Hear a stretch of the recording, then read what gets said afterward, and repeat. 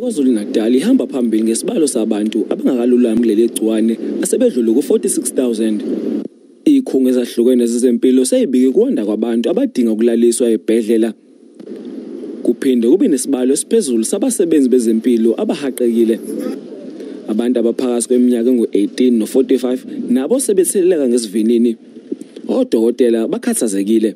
At the moment there is overload because the cases are going up every day.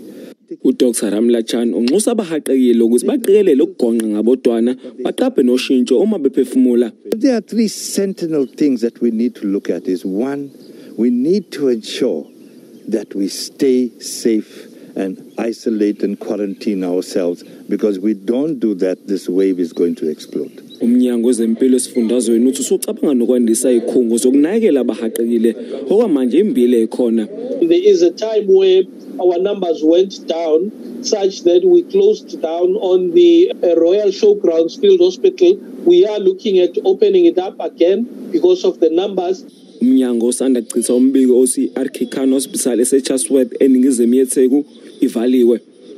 Bongani Gema indaba enze SABC yeThekwini.